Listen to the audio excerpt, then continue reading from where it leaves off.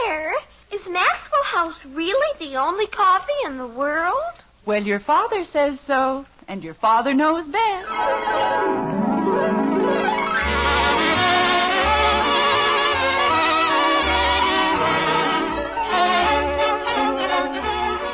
Yes, it's Father Knows Best, transcribed in Hollywood, starring Robert Young as father. A half-hour visit with your neighbors, the Andersons. Brought to you by America's favorite coffee, Maxwell House. The coffee that's always good to the last drop.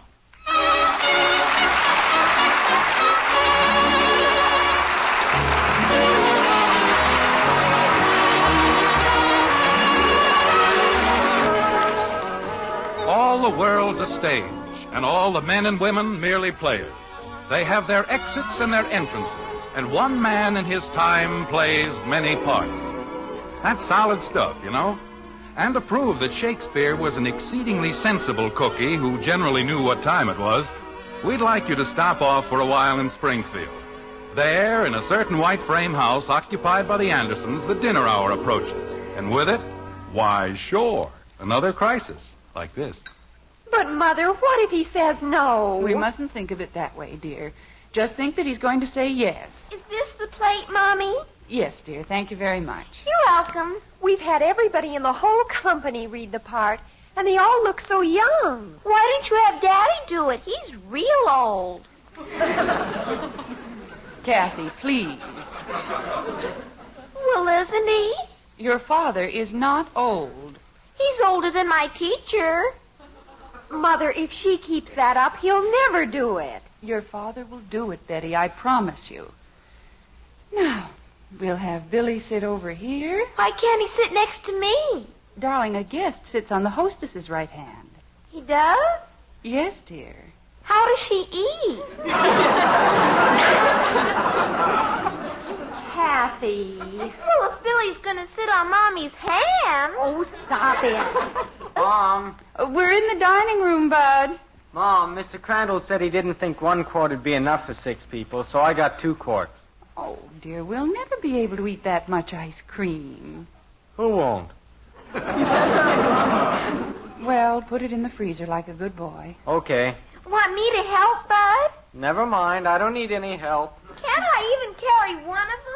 Well, carry the pistachio. Nobody likes it anyway. Mother. Betty, will you please stop worrying? But how can I? This is the most important thing in my life. All you have to do is start a conversation about the theater and leave the rest to me.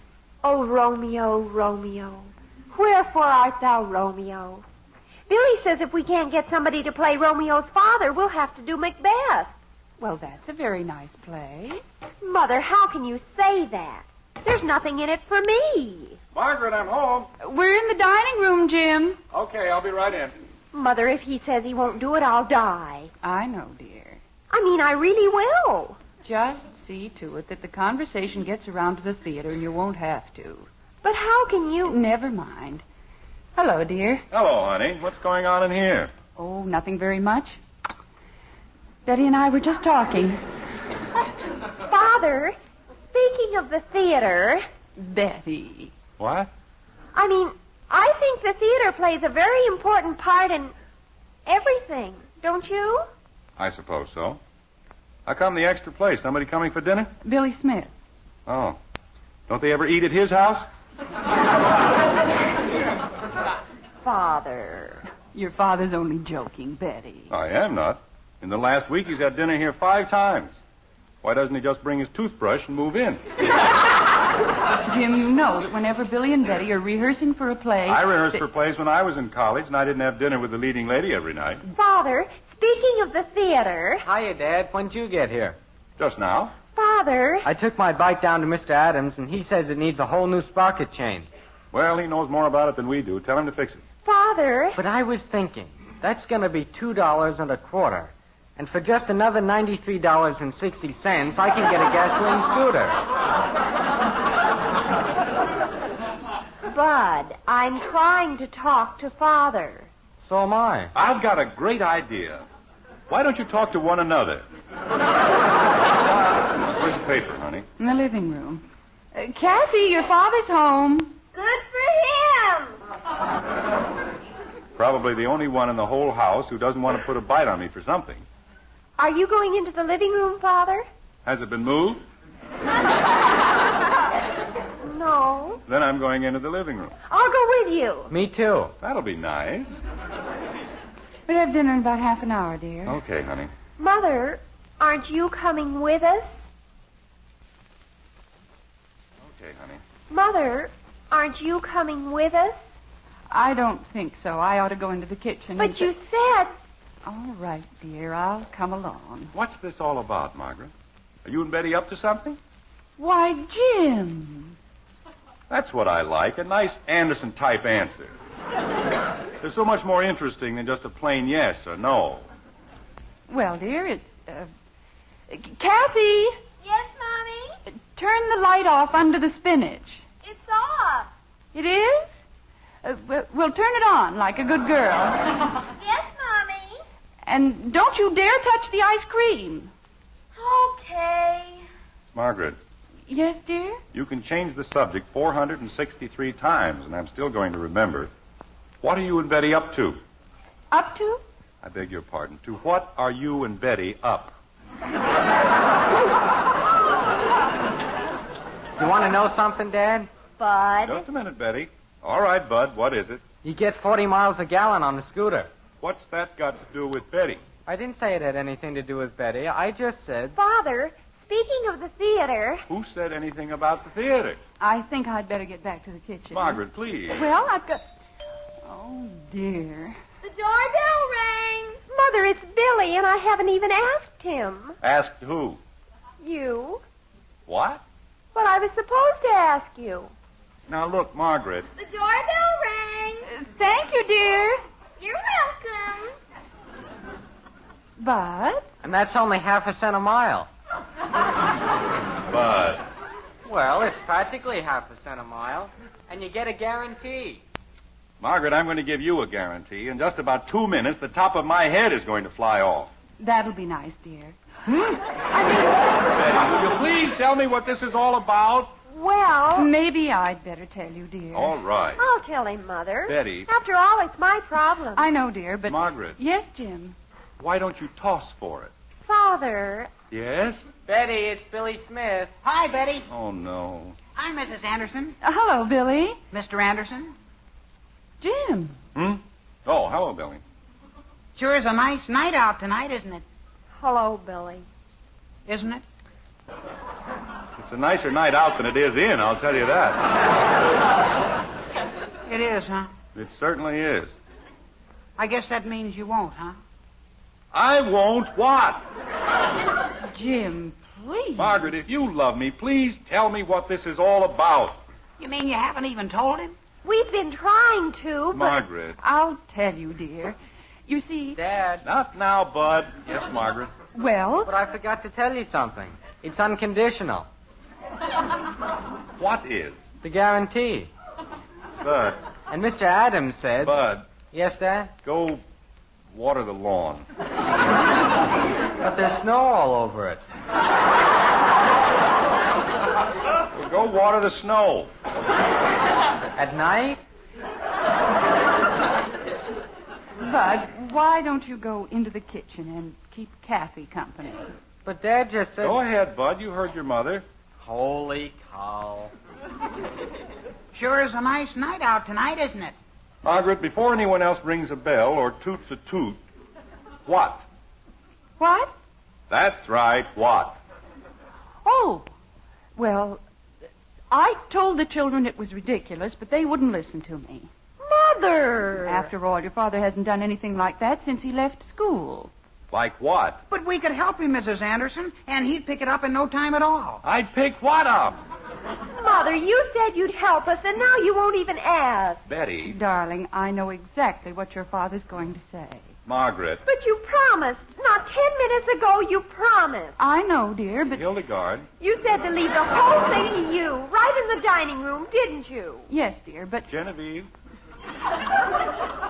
Jim, will you please stop interrupting? It's very rude. Sorry, dear. I guess I was just carried away. Father, will you? I do. I now pronounce you man and wife. Shall we dance? this is the most important thing in my life. What is? For you to be in our play. Well, it certainly took you long enough to... Play? Me?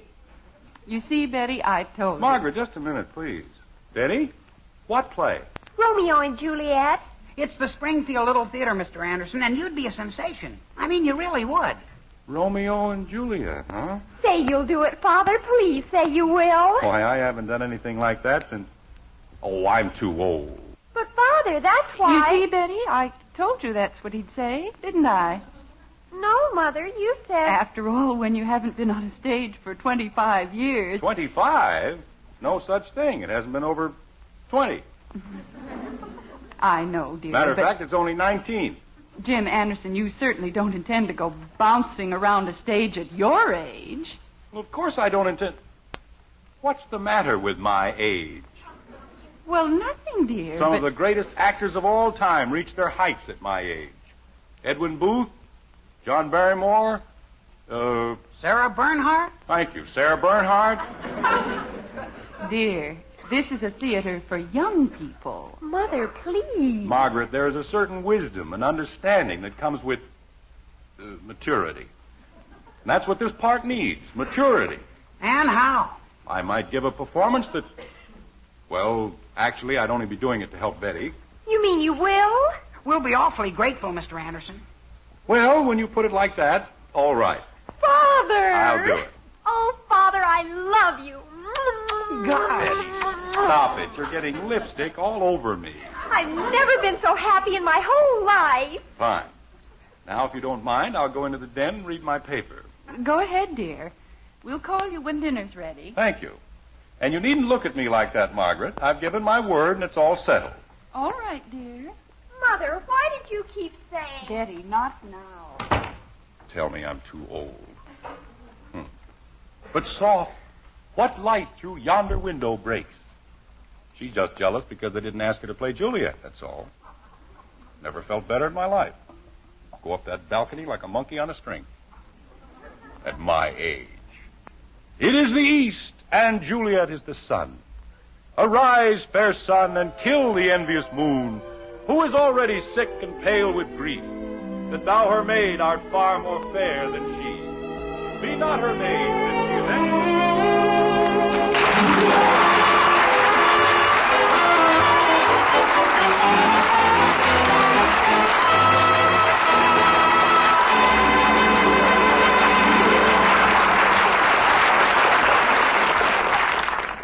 Poor father. He might have known that the family plans an entirely different role for him. But life's like that.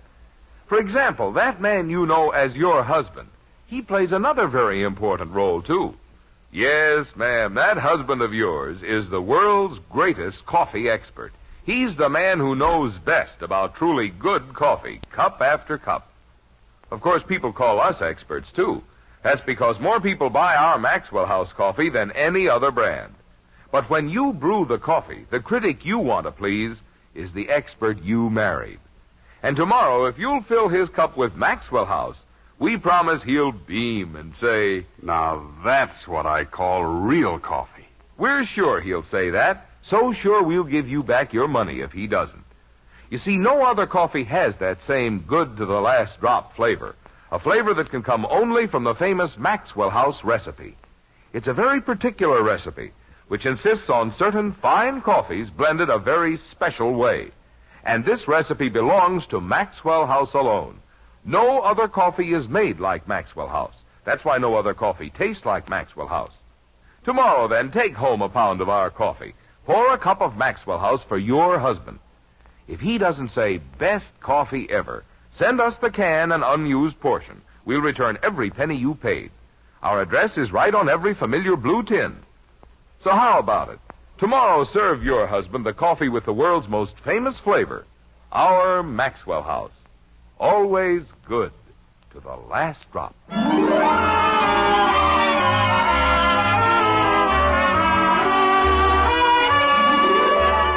The dinner hour is past, and we can't think of a better time for a neat little quotation.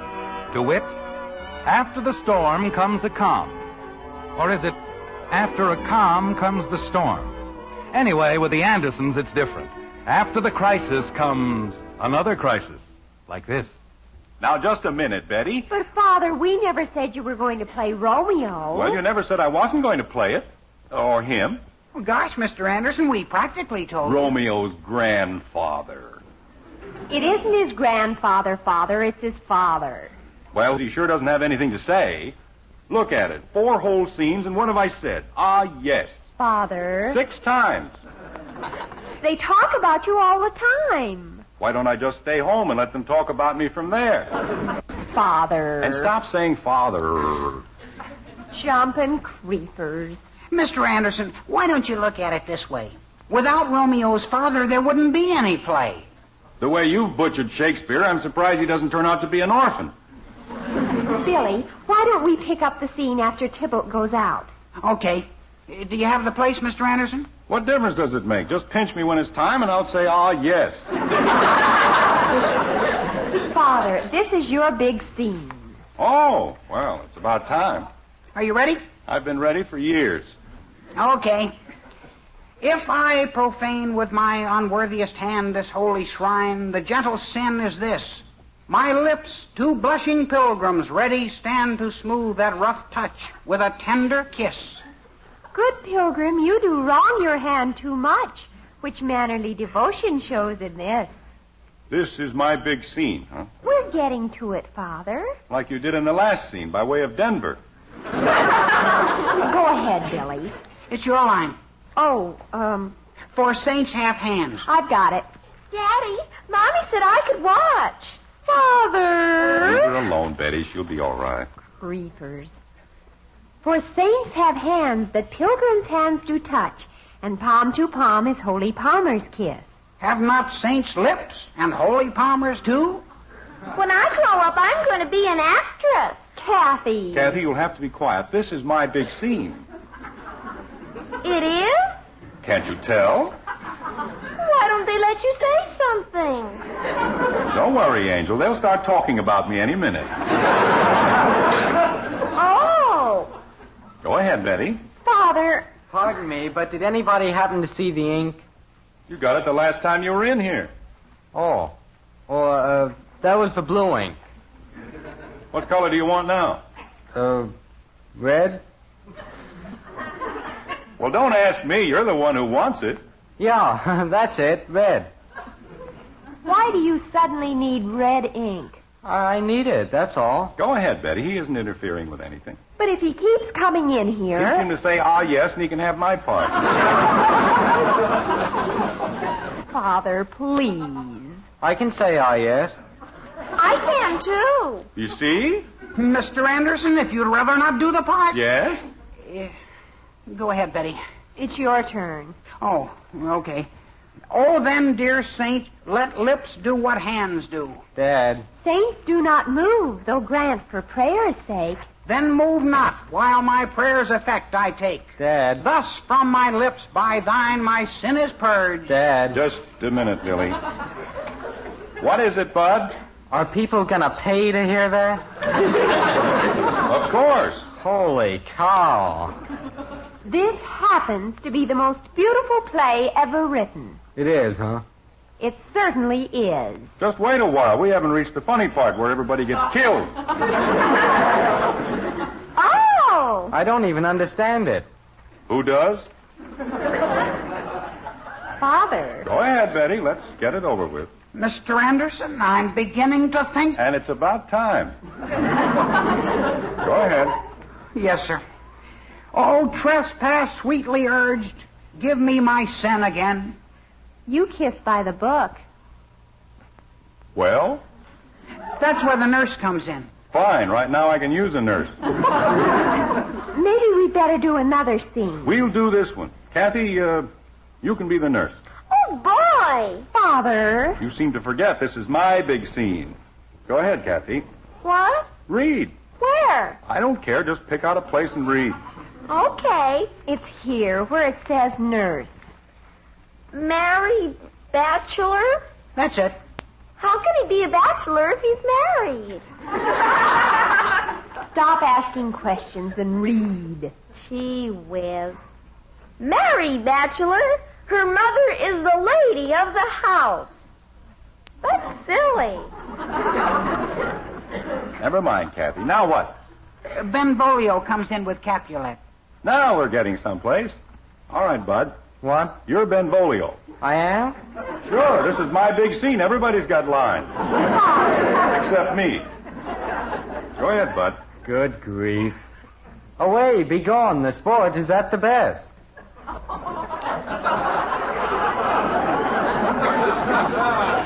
What's so beautiful about that?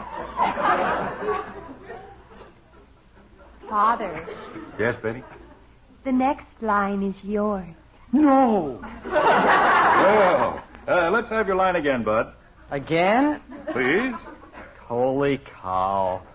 Away, be gone. The sport is at the best. Ah, yes.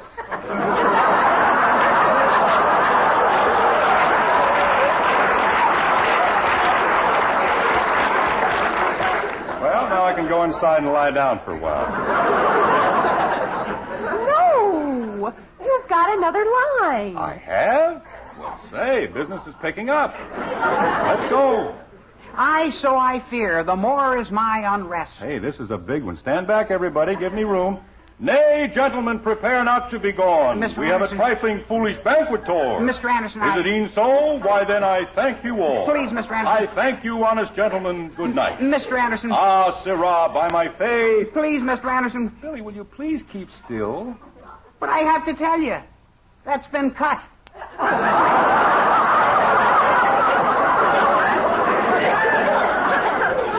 You cut my ah, sirrah, by my faith. We cut everything, but nay, gentlemen. That's my big scene. Well, 2 lines. The play's awfully long, Mr. Anderson. Ah, yes, and nay, gentlemen.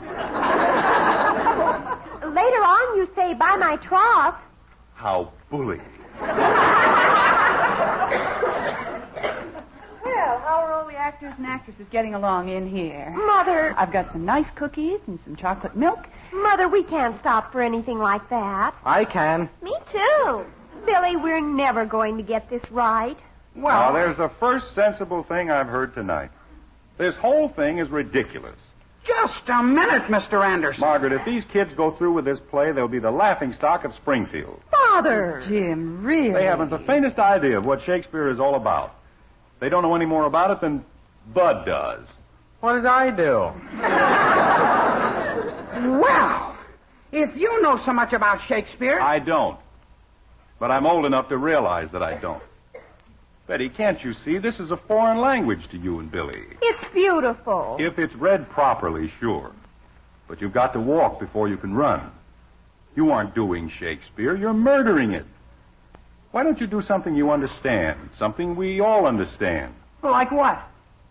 Well, something simple, something American. But there aren't any American things that are beautiful.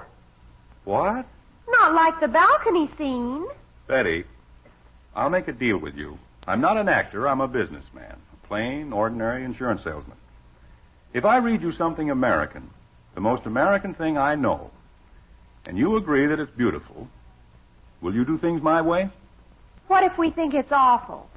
I'll do Romeo and Juliet till the yeses pile 3 feet high. Billy? What can we lose? Go ahead, Mr. Anderson. Okay. Let's see, I had it right here on the... Oh, here we are. Now remember, I'm not an actor. I'm just reading words. But they're words we can all understand, especially in times like these. Are you ready? We're ready. All right.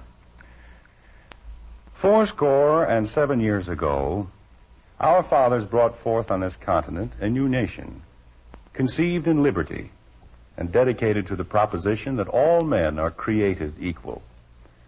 Now we are engaged in a great civil war, testing whether that nation or any nation, so conceived and so dedicated, can long endure. We are met on a great battlefield of that war. We have come to dedicate a portion of that field as a final resting place for those who here gave their lives that that nation might live. It is altogether fitting and proper that we should do this. But in a larger sense, We cannot dedicate. We cannot consecrate. We cannot hallow this ground. The brave men, living and dead, who struggle here, have consecrated it far above our poor power to add or detract. The world will little note nor long remember what we say here, but it can never forget what they did here.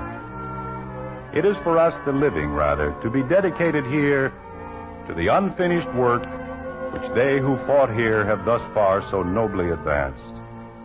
It is rather for us to be here dedicated to the great task remaining before us, that from these honored dead we take increased devotion to that cause for which they gave the last full measure of devotion. That we here highly resolve that these dead shall not have died in vain. That this nation, under God, shall have a new birth of freedom, and that government of the people, by the people, for the people, shall not perish from the earth.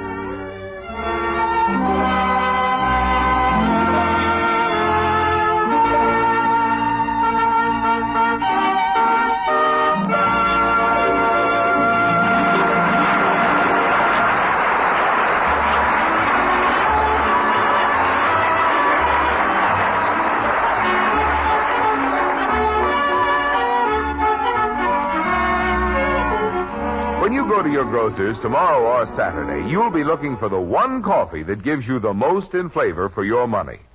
And if you pick out that famous blue tin with the big white cup and drop, why, you'll be taking home coffee that's famous for flavor the world over, our Maxwell House coffee. Then serve a cup of wonderful Maxwell House to the world's greatest coffee expert, your husband. Yes, and when he smiles at you and says, "Best coffee ever," you'll know it's Maxwell House for the most in flavor. So start enjoying Maxwell House tomorrow. Then count all the truly good cups of coffee you get from that 1 pound. We're sure you'll agree. You do get more for your money, more value, more flavor with Maxwell House. Always good to the last drop.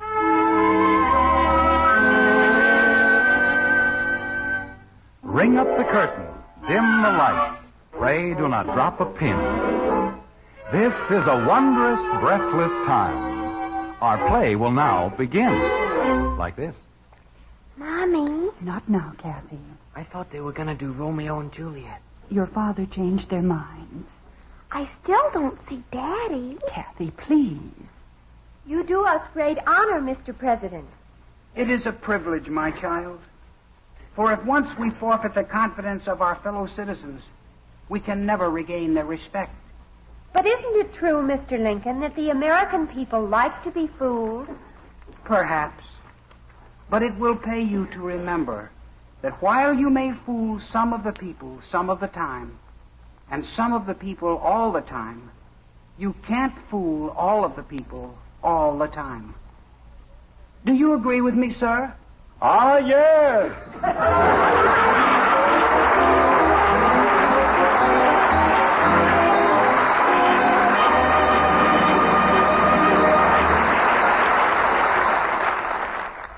When you serve a hot cereal, you don't have to say, "You children eat your cereal right now." just say, Here you are, kids. Hop along Cassidy's favorite hot cereal. just a little psychology. Yes, to get your children to eat a hot cereal, just tell them Post-Wheat Meal is Hopalong Cassidy's favorite hot cereal, and they'll eat it too. Post-Wheat Meal is chock full of solid whole wheat nourishment. It has a wonderful nut-like flavor, and it cooks in just 3.5 minutes. You'll see, you'll all agree, it's the best hot cereal you ever ate. Join us again next week when we'll be back with Father Knows Best, starring Robert Young as Jim Anderson, with Roy Bargy and the Maxwell House Orchestra. In our cast were Rhoda Williams as Betty, June Whitley, Ted Donaldson, Norma Jean Nilsson, Sam Edwards, and yours truly, Bill Foreman. So until next Thursday, good night and good luck from the makers of Maxwell House, America's favorite brand of coffee. Always good to the last drop. Father Knows Best was transcribed in Hollywood and written by Ed James. Now Now stay tuned in for Dragnet, which follows immediately over most of these stations.